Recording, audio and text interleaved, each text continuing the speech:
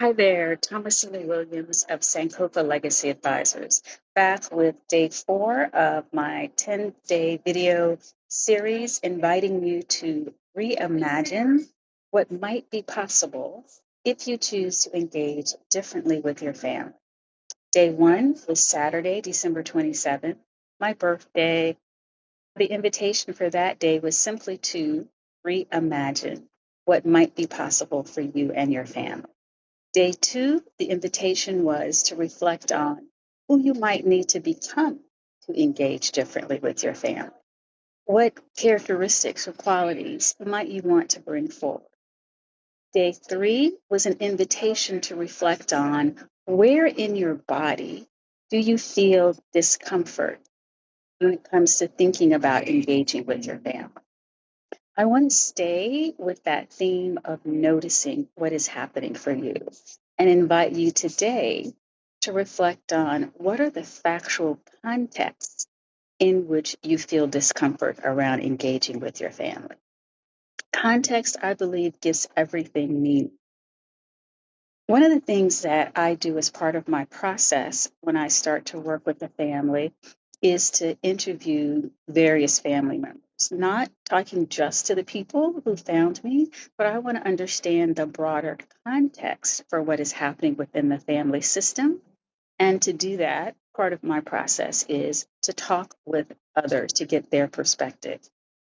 One case, when I was talking with family members, I kept hearing this story over and over about an incident that had come up where the mom had essentially verbally attacked one of her daughters in law. The story was that the mom had somehow, quote, turned on this young woman and no longer liked her, even though initially the mom had welcomed this young woman into the family and they seemed to be relatively close. People couldn't understand why all of a sudden she verbally attacked this woman one day, and they'd made it a personal story that the mom had somehow, for some inexplicable reason, didn't like this young woman. Of course, the mom denied that. Another part of my process when I'm working with the family is to create a timeline or a chronology because I'm trying to understand the historical context for what is happening within this family. In this case, when I put the timeline together, what jumped out at me from the page was that the mom's dad had died just 2 weeks before she had this big blow up with her daughter in law.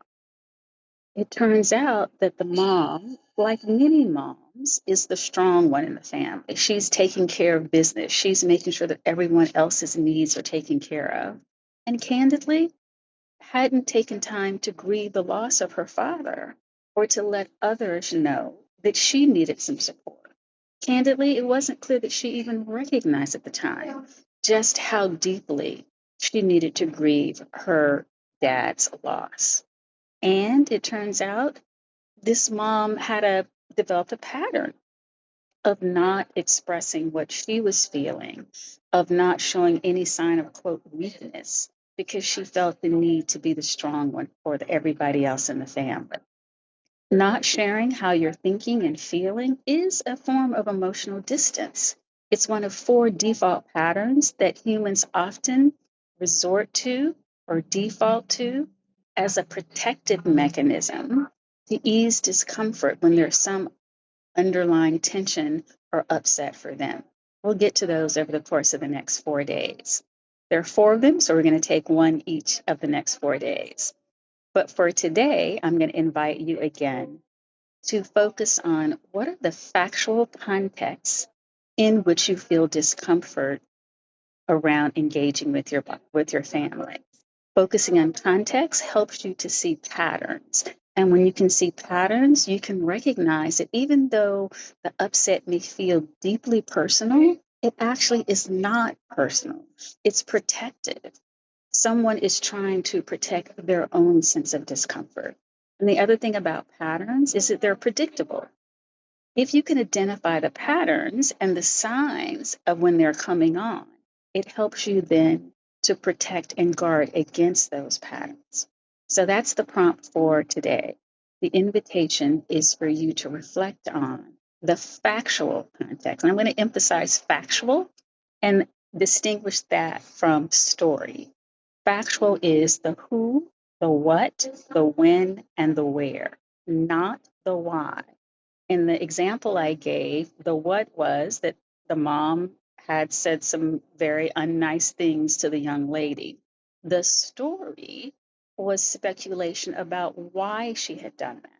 Everyone had made it personal when in fact it was not personal. So stick with the factual context for those occasions, those situations where you feel discomfort in your body around engaging with your family.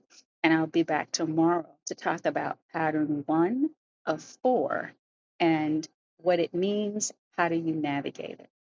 That's it for today. Thank you.